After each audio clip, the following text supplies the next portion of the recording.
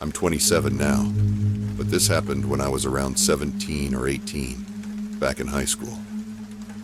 At the time, it was just me and my parents in the house. My siblings were off at college or boarding school, so the house felt pretty empty most of the time. A little too quiet, honestly. Now I'm a ridiculously light sleeper. It doesn't take much to wake me up.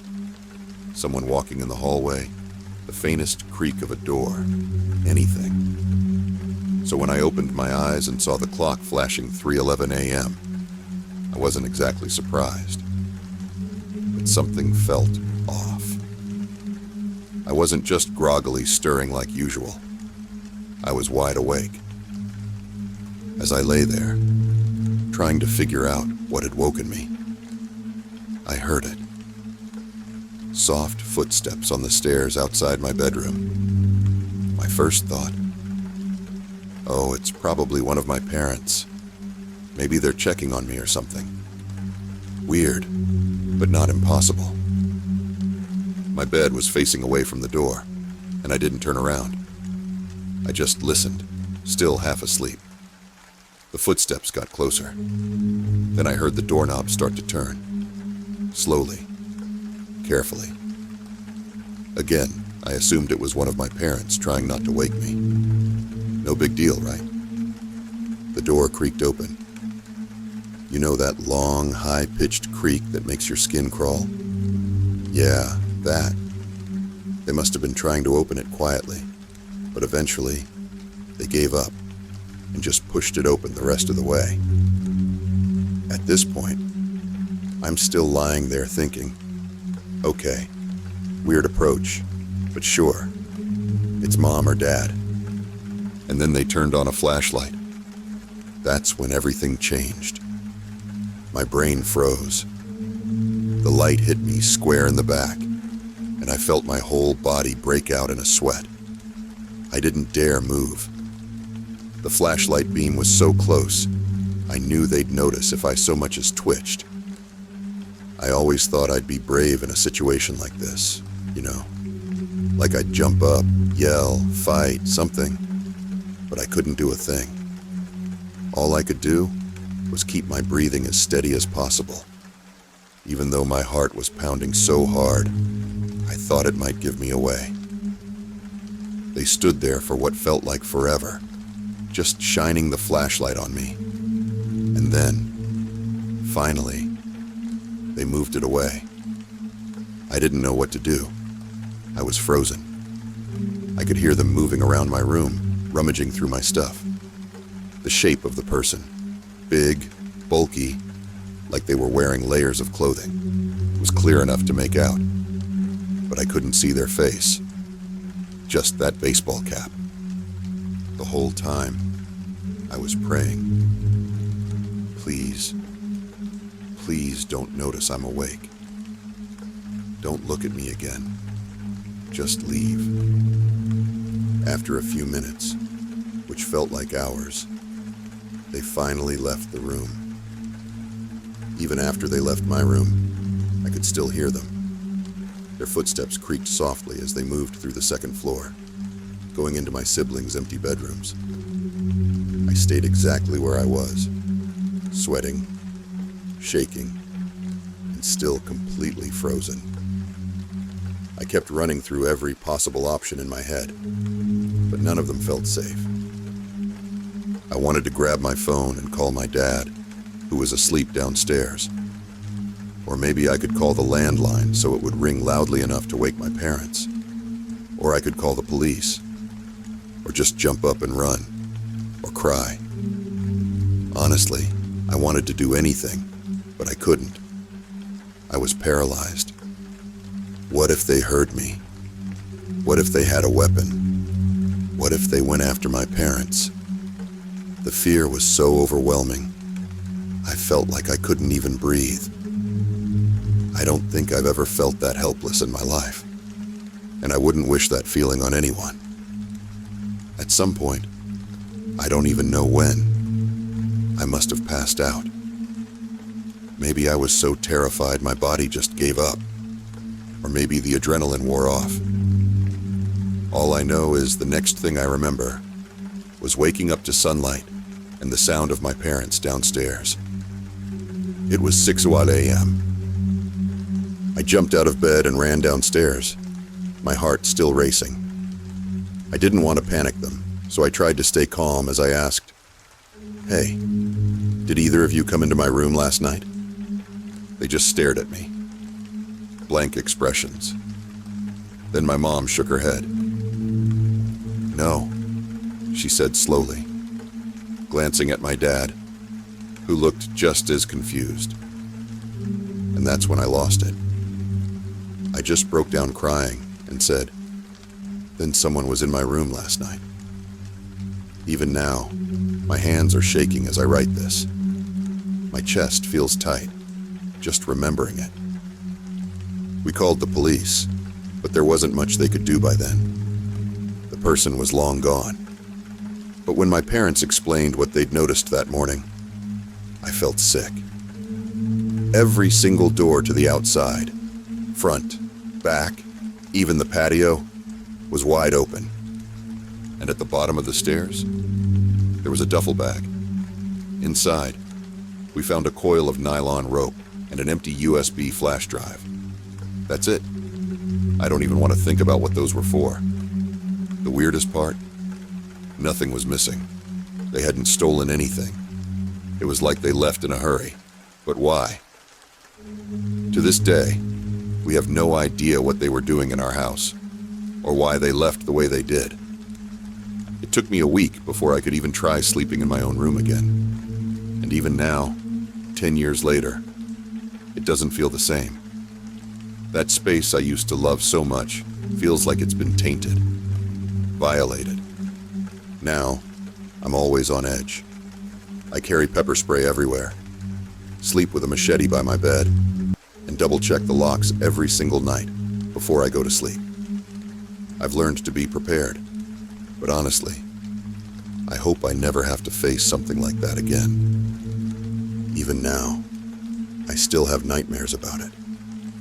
The same one, over and over. I wake up in my room, and someone's there, standing in the shadows, just watching me.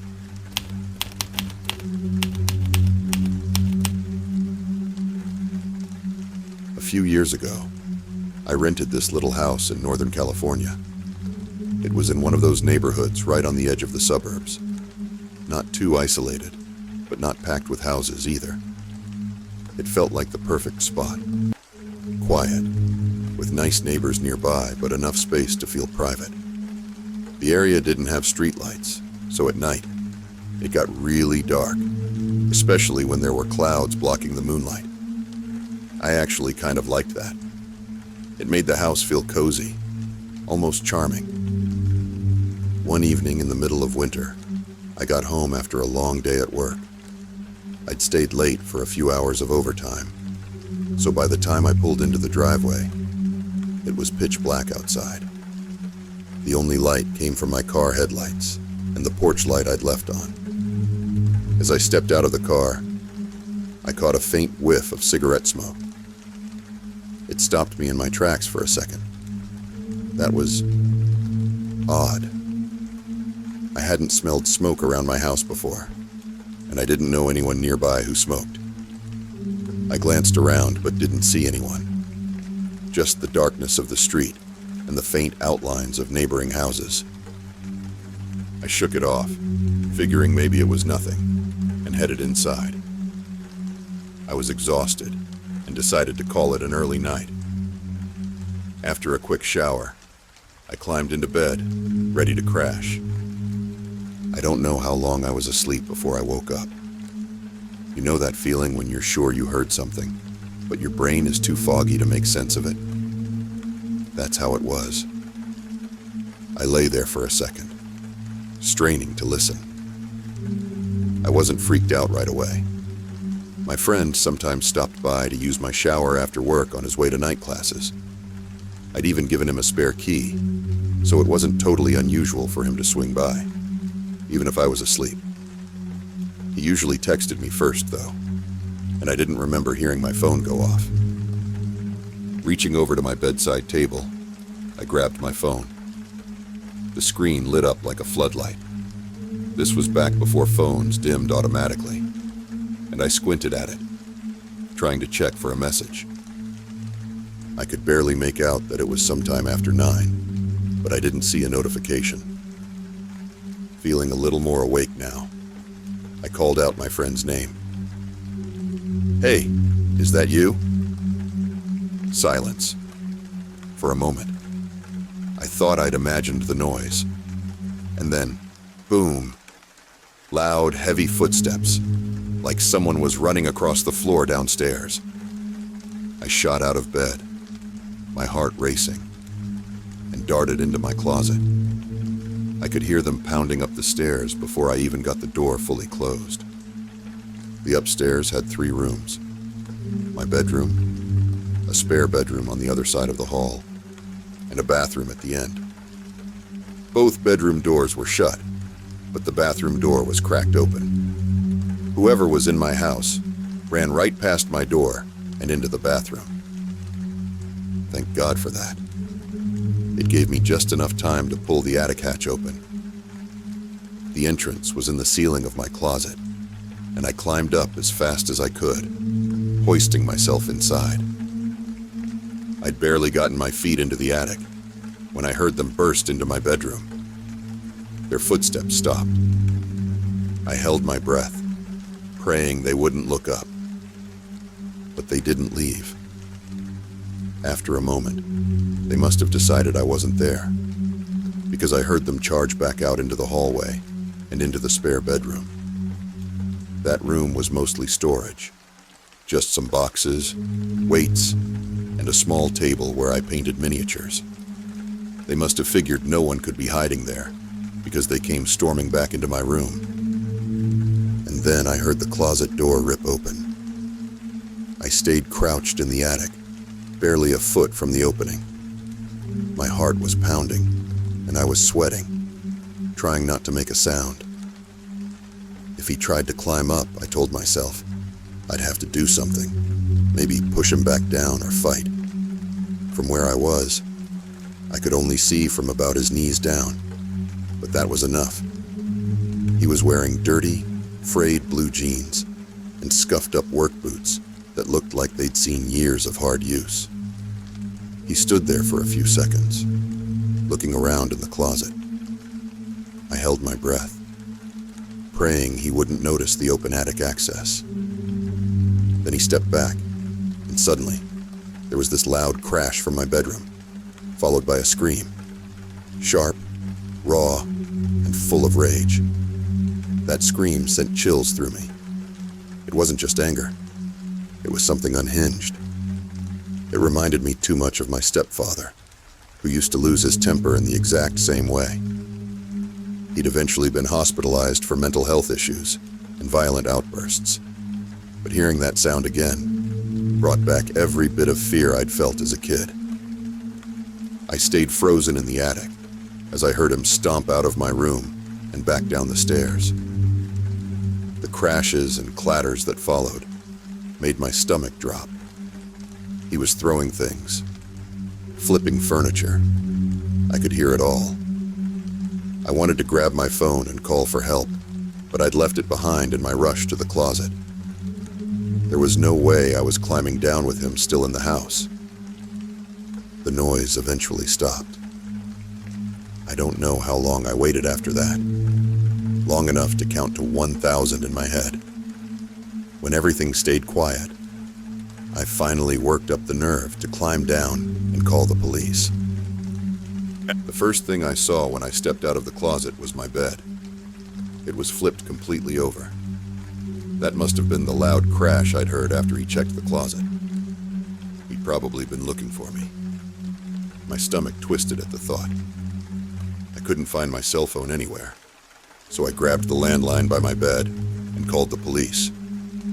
I stayed upstairs, holding my breath, until I heard them calling out from downstairs, letting me know it was safe. When I went downstairs, I wasn't surprised by the mess, but it was still jarring to see. Chairs were overturned, The sofa was flipped, and the shelves were completely cleared off. Books, photos, and random decorations scattered everywhere. In the kitchen, every cupboard had been opened, with canned and boxed food thrown onto the floor. The weirdest part?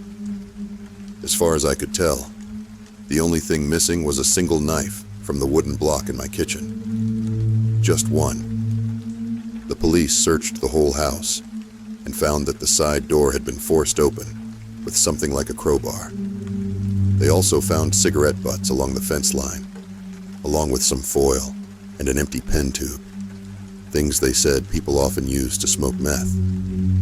Apparently, he'd been watching my house for a while, maybe even waiting for the right moment. It hit me then. That cigarette smell I noticed when I got home. That was him, standing out there, smoking and watching me. The officers collected the evidence and told me I should spend the night with family or friends.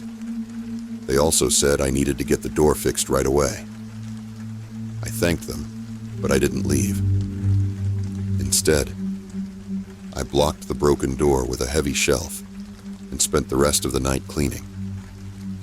Every so often, I'd grab a flashlight and shine it along the fence line where the police had found the cigarette butts, hoping I wouldn't see anything or anyone.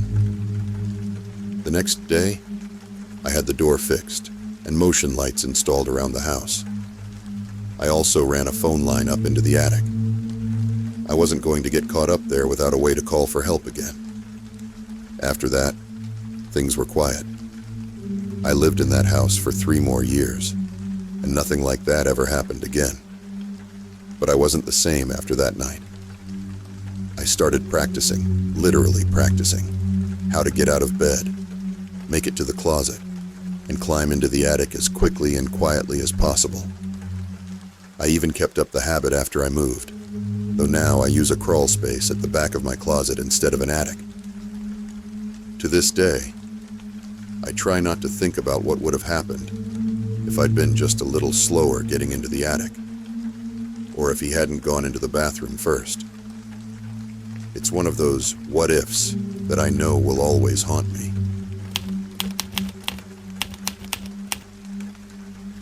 This happened back when I was in college. I lived in Isla Vista, the student community at UCSB.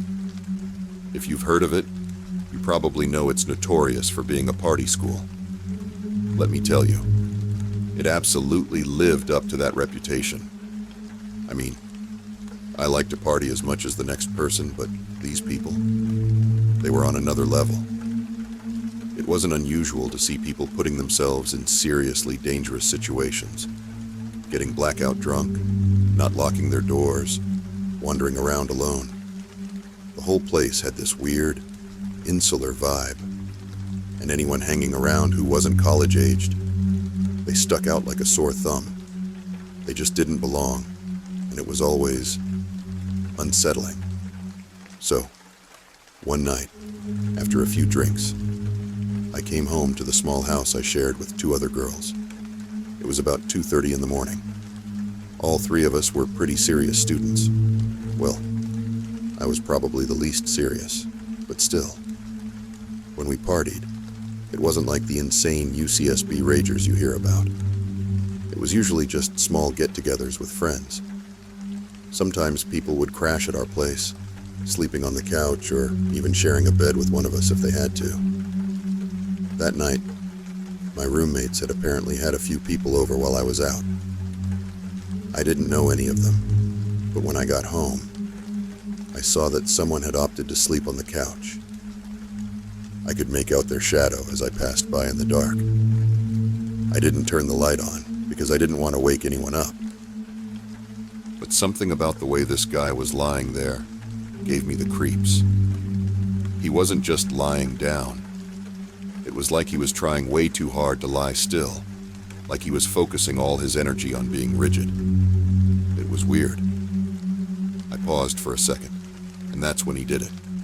He jerked his head toward me, super fast, without moving the rest of his body.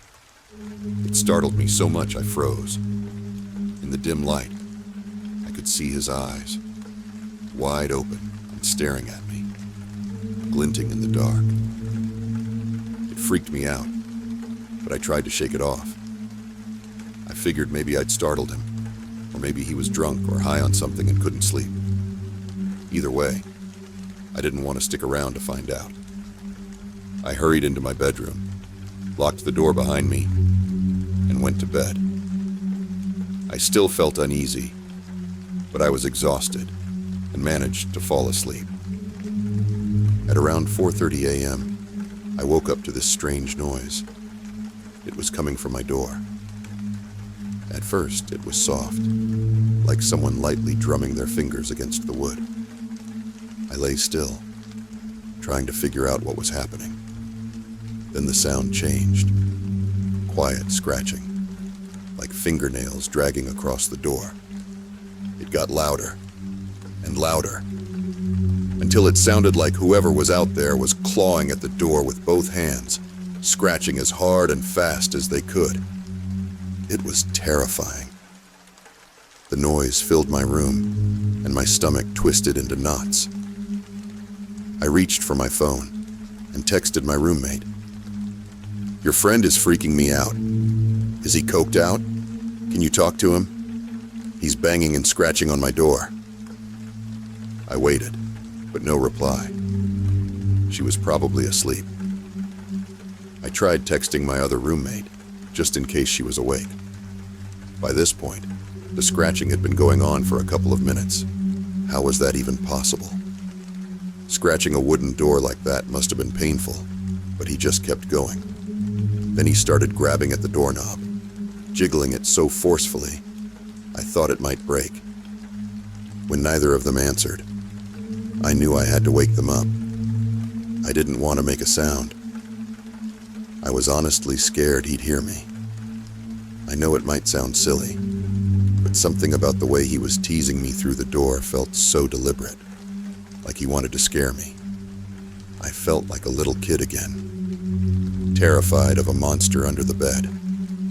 But this wasn't a monster. This was a real person, and there was something seriously wrong with him. I didn't know what to do. Should I call the police? Should I try to wake my roommates first? It wasn't just fear anymore. I was starting to feel like something bad could actually happen. The scratching stopped suddenly, and for a second, I just sat there in the silence, frozen. Then I grabbed my phone and called my roommate. She answered, her voice groggy. "Yo, your friend is messed up," I said, trying to keep my voice steady. "Can you please deal with it? Do we need to call the cops? He's seriously scaring me. He was scratching at my door, like really weird." She didn't respond right away. I could hear her breathing on the other end, but she didn't say anything. When she finally did, her voice wasn't sleepy anymore. It was flat, serious. "What friend?" I blinked. "The guy on the couch," I said, my voice rising. "That fucking guy that was sleeping on the couch when I got home." Another pause. Then more quietly this time, she said, "We didn't have any guys over tonight." That's when it hit me. My heart started racing as she added, "Call the police." I told her to lock her door immediately, my words tumbling over each other as panic set in. The scratching had stopped a while ago, and I realized I had no idea where the guy was now. The thought made my skin crawl. Then I heard it. A loud banging noise coming from the other side of the house, right where my roommates, Lauren and Monica, shared a bedroom. Their terrified screams followed, echoing through the halls. I didn't waste another second. I called 911, my hands shaking so badly I almost dropped the phone. I explained everything to the dispatcher as quickly as I could. The scratching, the banging, the guy trying to break into my roommate's room. The thuds against their door were so heavy, I was sure he was trying to break it down. The dispatcher must have realized how serious this was from my tone. because she stayed on the phone with me while sending 2 squad cars. Isla Vista police were used to dealing with drunk students and rowdy frat parties. Not this. But they were on their way. Then, just as suddenly as it started, the banging stopped. The house fell eerily silent. I stayed on the line with the dispatcher, my heart thudding painfully in my chest, when I saw it. From the corner of my eye, I noticed movement near my door. I looked down and felt my stomach drop. Fingers. His fingers. They were creeping through the tiny 1-inch gap between the bottom of my door and the floor. He started waggling them around, making this low, guttural growling noise. I let out a scream and stumbled backward, dropping the phone. My one regret? I didn't stomp on his fingers. Looking back, I wish I had. I would have loved to hear him howl in pain. But in the moment, I was too scared to think of anything other than getting away from that door. The dispatcher was still on the line, and I quickly picked the phone back up. Before I could even explain what had happened, I heard the sound of running. Heavy, frantic footsteps. Then the sliding glass door at the back of the house opened and slammed shut. He was gone. When the cops arrived, they checked the house, but the guy was long gone by then. He'd broken in through the side door, jimmying the lock to get in. They found a pair of scissors on the ground outside, which he'd apparently used to gouge huge scratches into my door. The cops said it looked like he'd been trying to intimidate me. And they were right. The scariest part? It wasn't the banging or the scratching. It wasn't even the fingers under the door. It was realizing I'd walked right past him. I'd looked him in the face. He wasn't sleeping on the couch because he was drunk or high. He was hiding. He must have heard me come in, panicked when he realized there was someone else in the house, and decided to stay as still as possible to avoid being noticed. The whole time I'd been walking to my room, he'd been lying there, stiff as a board, hoping I wouldn't realize he didn't belong. It still makes my skin crawl.